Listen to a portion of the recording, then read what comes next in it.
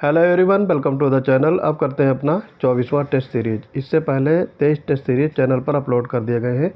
जो लोग नहीं देखे हैं तो प्लेलिस्ट में जा कर के उन सारे टेस्ट सीरीज को बारी बारी से देख लेंगे। और अगर आपको इन सब की पीडीएफ चाहिए तो आप यूपीपीएससी मेकर्स टेलीग्राम चैनल से जुड़ जाएंगे। वहाँ पर सारी पीडीएफ आपके लिए अवेलेबल रहेंगी। तो बढ़ते हैं अपने आज के टेस्ट सीरीज की तरफ।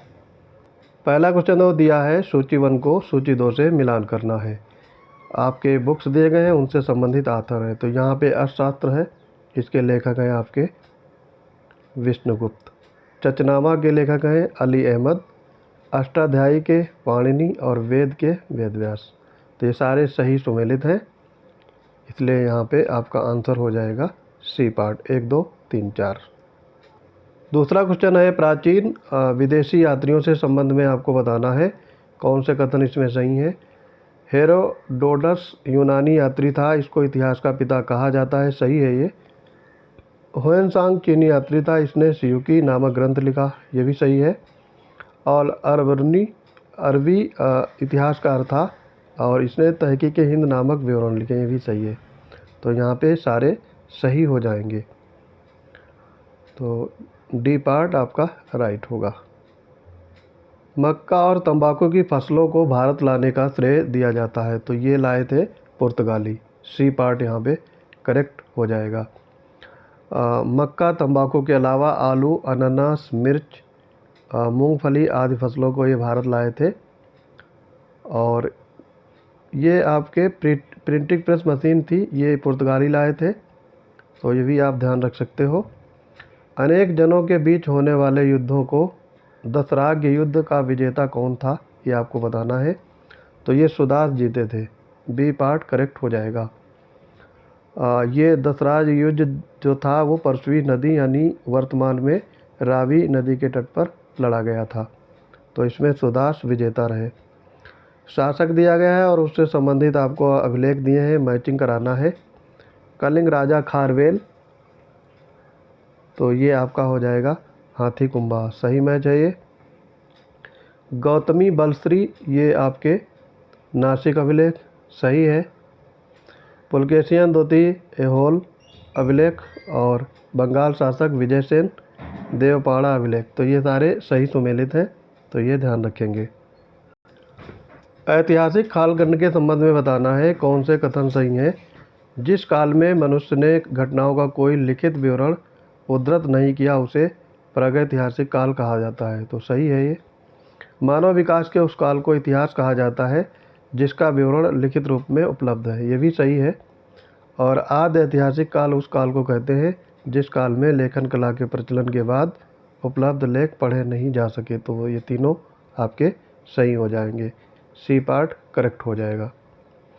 सातवां है, प्रागैतिहासिक काल के संदर्भ में बताना है आपको।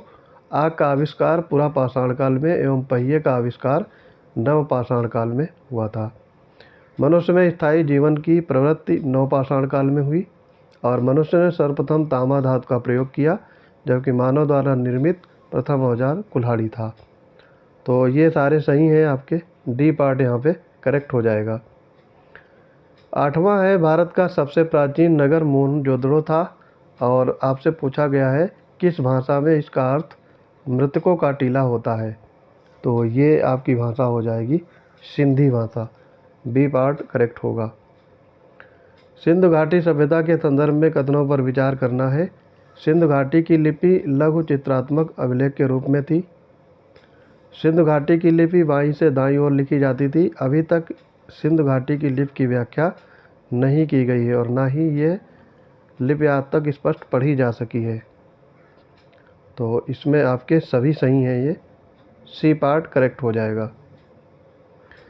आगे देखो, दिया गया है दिशा का नाम और उत्तर वैदिक शब्द, आपको इसमें मिलान करना है। तो पूर्व यानी प्राची होगा, पश्चिम को प्रतीची, सही मैच है। उत्तर को उदीची और दक्षिण को अवाची, ठीक है। तो ये सारे सही मैच दिए गए हैं, तो यहाँ पे 1, 2, 3, 4 राइट मैच होगा।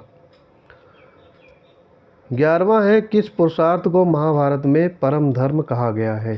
तो ये कहा गया है अर्थ को, अर्थ पुरुषार्थ को परम धर्म कहा गया है महाभारत में।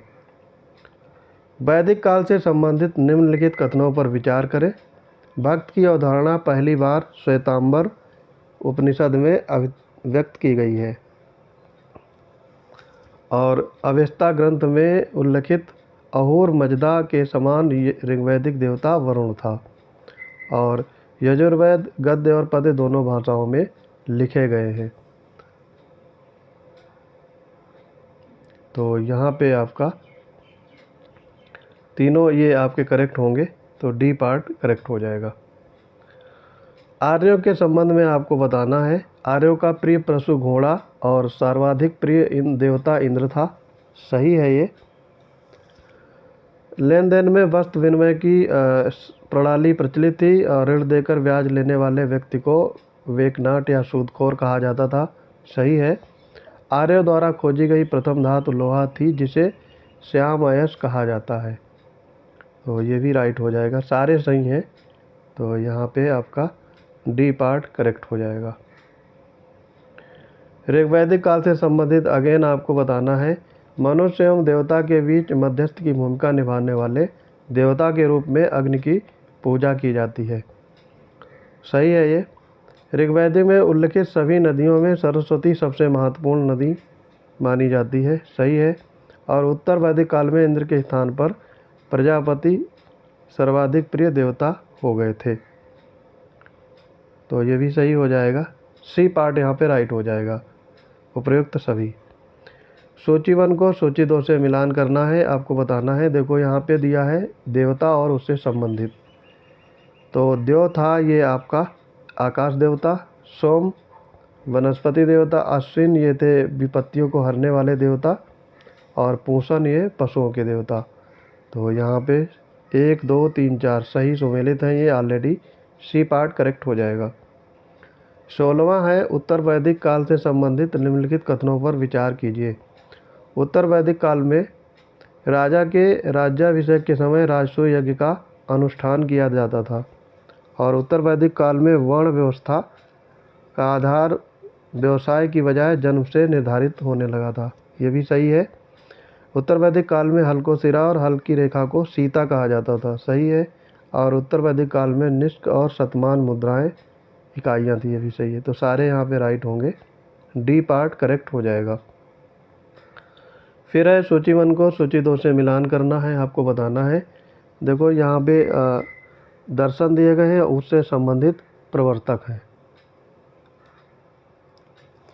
तो लोकायत के चार्वाक होंगे, सांख्य के आपके कपिल, उत्तर मीमांसा वादरायण और वैशेषिक के कणाद या उड़ोद। तो यहाँ पे ये 1 2 3 4 सही मैच है, ऑलरेडी सुमेलित हैं। सी पार्ट करेक्ट हो जाएगा। सिंधु घाटी या हड़प्पा घाटी के संदर्भ में बताना है। पर्दा प्रथा एवं वैश्यावृत्ति सैंधव सभ्यता में प्रचलित थी। सिंधु घाटी के नगरों में किसी भी मंदिर के अवशेष नहीं मिले थे। तो ये दोनों सही होंगे।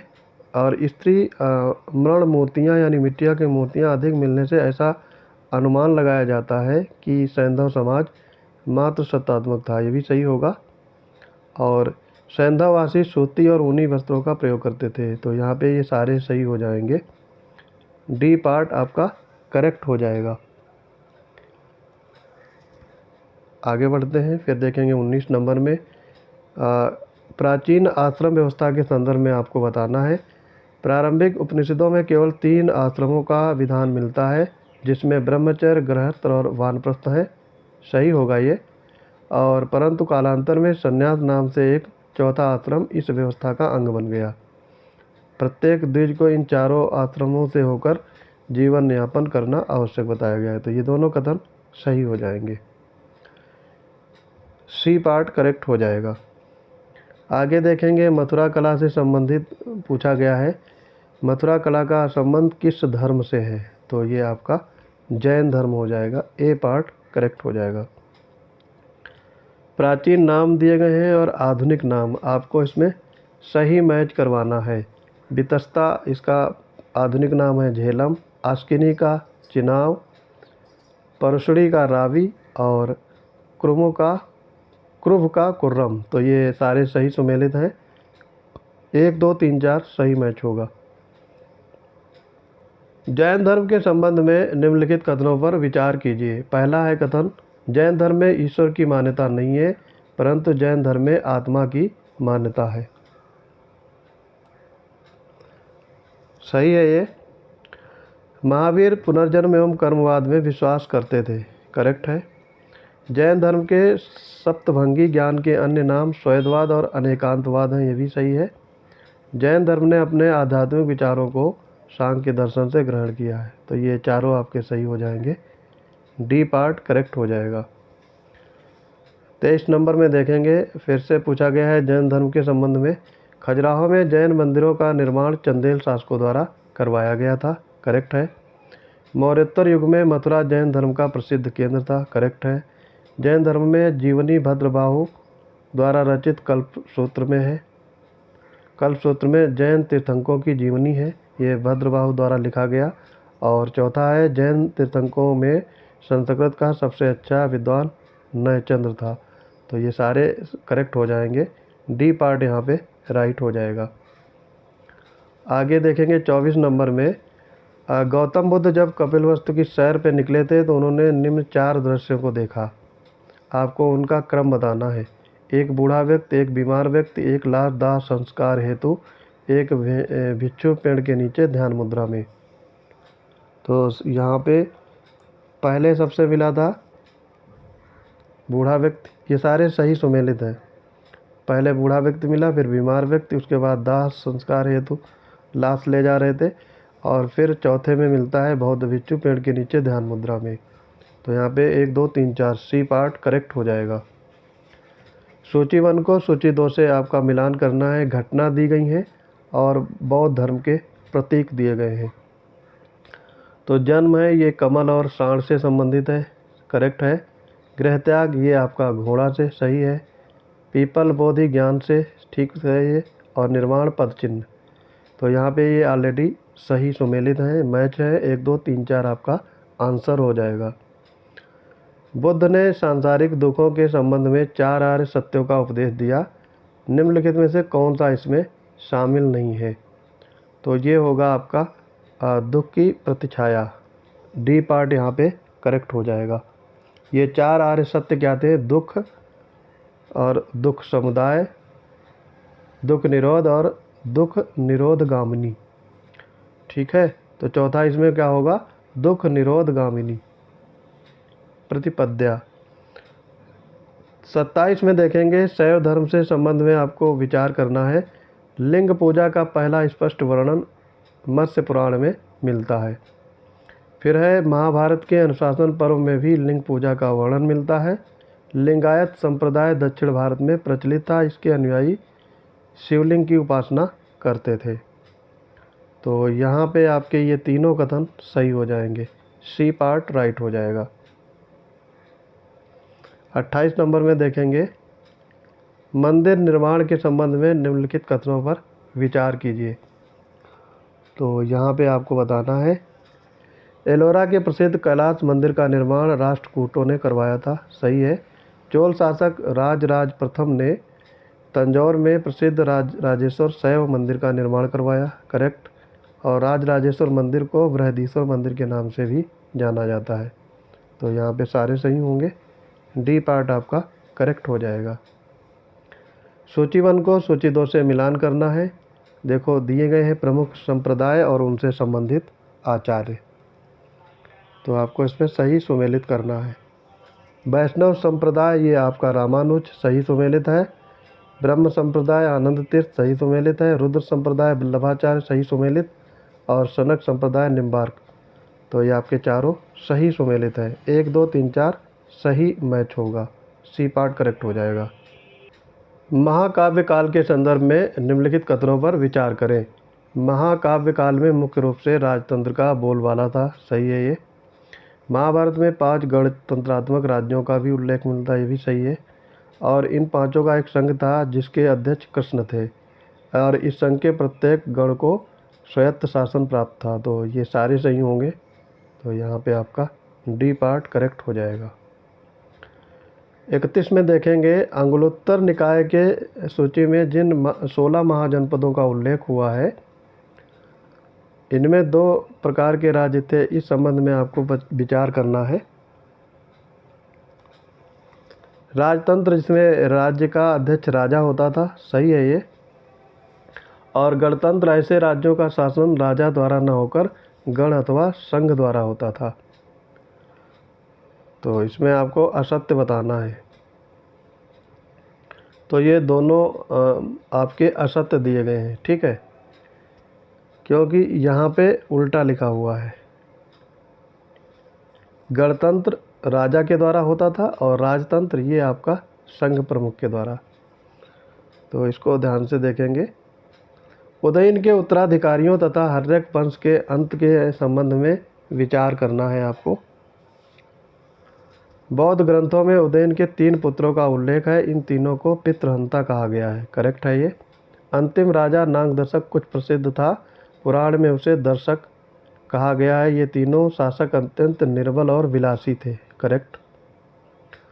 और तीसरा है आपका कथन, जनता ने इन पितृहंताओं को सिंहासन से उतारकर शिशुनाग नामक एक योग्य आमत्य को राजा बनाया और मगध में जिस नवीन वंश की स्थापना हुई शिशुनाग वंश के नाम से प्रसिद्ध हुआ। तो ये सारे सही हैं। तो यहाँ पे आपका डी पार्ट करेक्ट हो जाएगा। 33 में देखेंगे, जैन धर्म के संस्थापक एवं प्रथम तीर्थंकर आपसे पूछे गए हैं। तो ये हैं ऋषभदेव। ए पार्ट यहाँ पे करेक्ट हो जाएगा।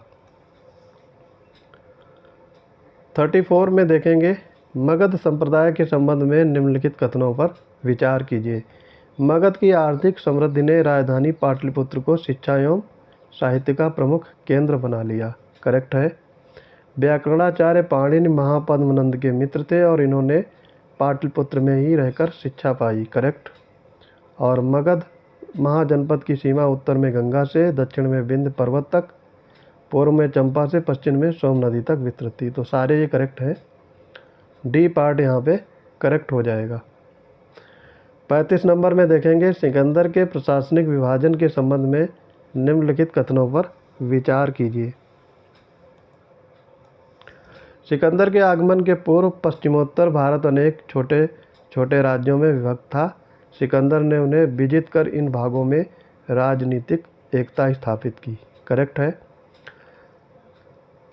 उसने इस संपूर्ण प्रदेश को 4 प्रशासनिक इकाइयों में विभक्त किया, सही है। और उसने सिंधु नदी के निचले भाग में एक जो राज्य स्थापित किया उसका छत्रप पिथोन को बनाया और अपने इस कार्य द्वारा सिकंदर ने अप्रत्यक्ष रूप से भारतीय एकता को प्रोत्साहित किया था या प्रोत्साहन दिया था।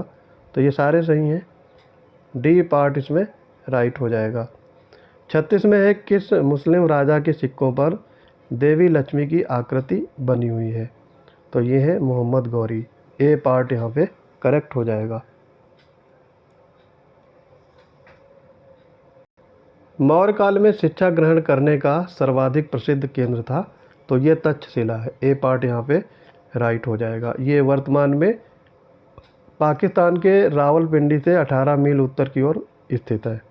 तो ये विश्व का पहला ऐसा विश्वविद्यालय था जहाँ पर शिक्षा ग्रहण करवाई जाती थी। तो ए पार्ट करेक्ट होगा। लोथल नामक प्रसिद्ध स्थल काफ़ी इजी है। तो ये लोथल है आपका गुजरात में। ए पार्ट करेक्ट हो जाएगा। 39 में देखेंगे, कथन ए और बी को पढ़कर नीचे दिए गए कूट के माध्यम से सही उत्तर का चयन कीजिए। विश्व के सभी भागों में ईस्वी पूर्व 6वीं शताब्दी एक महान धार्मिक उथल पुथल का काल था और इस दौरान वैदिक धर्म बहुत जटिल हो चुका था। तो आपको इनमें बताना है। तो ये दोनों कथन आपके सही हो जाएंगे। बी पार्ट राइट होगा। प्रसिद्ध गंगा अवतरण का दृश्य कहाँ चित्रित है, ये पूछा गया है। तो ये मामल्लपुरम में है। बी पार्ट करेक्ट हो जाएगा। मद्रास से लगभग 48 किलोमीटर दक्षिण समुद्र तट पर ये मामल्लपुरम स्थित है। इसे महाबलीपुरम भी कहा जाता है। यहाँ पे गंगा अवतरण के दृश्य चित्रित किए गए हैं। 41 देखेंगे, द्वितीय राज तरंगिणी के रचनाकार आपसे पूछा गया है। तो ये बताएंगे। ये थे आपके जोन राज। ए पार्ट यहाँ पे करेक्ट हो जाएगा। तो पहले के थे राज तरंगिली के कल्हड़, इनमें जम्मू कश्मीर के राज्य की जानकारी मिलती है। और यहाँ पे द्वितीय पूछा गया है तो ये थे जोन राज। सूची 1 को सूची 2 से मिलान करना है। गिरनार का शिलालेख ये आपका है गुजरात में, सही सुमेलित है। धौली शिलालेख पुरी उड़ीसा, करेक्ट है। एर्रगुड़ी शिलालेख आंध्र प्रदेश, सही है। और कालसी शिलालेख उत्तराखंड, तो ये ऑलरेडी सही सुमेलित है। 1 2 3 4 डी पार्ट यहाँ पे राइट हो जाएगा। युद्ध का प्रारंभ मनुष्यों के मस्तिष्क में होता है, ये किस ग्रंथ में है? ये आपका है अथर्ववेद में। ए पार्ट यहाँ पे करेक्ट हो जाएगा। आपको ज्ञात होगा अथर्ववेद में तंत्र मंत्र, जादू टोना, वशीकरण आदि विषयों का विवरण मिलता है। मौर्य दरबार में मिस्र के राजा टालमी फिलाडेल्फस का राजदूत कौन था? तो ये था डायनोसियस। ए पार्ट करेक्ट हो जाएगा। ये डायनोसियस था और ये अशोक के दरबार में आया था, तो ये फैक्ट याद रखेंगे। 45 में है जनपद स्तर पर मौर्य अधिकारियों का सही अवरोही क्रम क्या है? तो सबसे पहले अवरोही क्रम है, यानी डिक्रीजिंग आर्डर। सबसे पहले प्रादेशिक, फिर राजुक, फिर युक्त। डी पार्ट यहाँ पे करेक्ट हो जाएगा। कालीबंगा नामक प्राचीन भारतीय स्थल के संबंध में बताना है। कालीबंगा का अर्थ है काले रंग की चूड़ियाँ, सही है। ये राजस्थान राज्य में है। और फिर दूसरा स्टेटमेंट है राजस्थान के गंगानगर जिले में स्थित इस नगर की खोज सन 1953 में अमलानंद घोष ने की थी, तो ये भी आपका करेक्ट होगा। अमलानंद घोष ने 1953 में कालीबंगा की खोज की थी। यहाँ से युगल समाधान भी प्राप्त हुआ है, ये भी करेक्ट है। तीनों स्टेटमेंट सही होंगे। डी पार्ट करेक्ट हो जाएगा। प्राचीन शब्द दिए हैं और उससे संबंधित संबंध दिए गए हैं। सभा एवं समिति आपको बताना है। ये एक राजनैतिक संस्था थी, सही है। निवी एक आभूषण था, आर्यों का एक वस्त्र हुआ करता था। निष्क एक आभूषण है और करकरी एक वाद्य यंत्र। तो ये आपके सारे सही सुमेलित हैं। सी पार्ट यहाँ पे करेक्ट हो जाएगा। निम्नलिखित प्राचीन महाजनपदों से संबंधित तथ्यों में से कौन सा कथन असत्य है? अवंती पश्चिम भारत में अवंती जनपद प्रमुख था। आधुनिक मालवा व मध्य प्रदेश के भागों से मिलकर ये जनपद बना था, करेक्ट है ये। वैशाली लिच्छवियों की राजधानी थी। इस समय यह उत्तर प्रदेश के कुशीनगर जिले में स्थित है, तो ये आपका गलत हो जाएगा। अब इसमें देखेंगे गलत क्या है ये। तो ये लिच्छवियों की राजधानी वैशाली थी, लेकिन ये आधुनिक बसाल नामक स्थान से की जाती है और ये यूपी में नहीं है, बिहार के मुजफ्फरपुर ज़िले में स्थित है, तो यही गलत होगा। बी पार्ट करेक्ट हो जाएगा। आगे इसमें फैक्ट देख सकते हैं, क्योंकि ये आगामी एग्जाम्स में या अन्य टेस्ट सीरीज में आपको छपे मिल सकते हैं। सूरसेन ये आधुनिक ब्रजमंडल क्षेत्र में ये महाजनपद स्थित था और इसकी राजधानी मथुरा थी। आपको पता होगा ये जो सूरसेन थे ये भगवान श्री कृष्ण के नाना थे। गांधार ये आधुनिक पेशावर और रावलपिंडी के इलाके में स्थित था, इसकी राजधानी तक्षशिला थी, ये भी सही है। 49 की तरफ बढ़ेंगे। गुप्त काल के संदर्भ में निम्नलिखित कथनों पर विचार करें। गुप्त काल को साहित्य, विज्ञान, कला की प्रगति के लिए क्लासिकल युग कहा जाता है, सही है ये। और गुप्त काल में ही आर्यभट्ट और वराहमिहिर जैसे जगत प्रसिद्ध गणितज्ञ एवं ज्योतिषाचार्य हुए हैं, तो ये भी करेक्ट, दोनों राइट हो जाएंगे। सी पार्ट करेक्ट हो जाएगा। अब बढ़ेंगे अपने आज के अंतिम क्वेश्चन की तरफ। 50वां देखेंगे। निम्नलिखित में से चोल प्रशासन की विशेषता क्या थी, ये आपको बताना है। तो ये विशेषता थी आपकी स्वायत्तशासी ग्राम प्रशासन। डी पार्ट यहाँ पे करेक्ट हो जाएगा। तो आई होप ये वीडियो आपको पसंद आया होगा। मिलते हैं अपने अगले वीडियोज़ में। चैनल को ज़्यादा से ज़्यादा शेयर करिए और अगर आपको PDF चाहिए तो आप टेलीग्राम चैनल से जुड़ जाएंगे। तो मिलते हैं अपने अगले वीडियोज़ में। जय हिंद।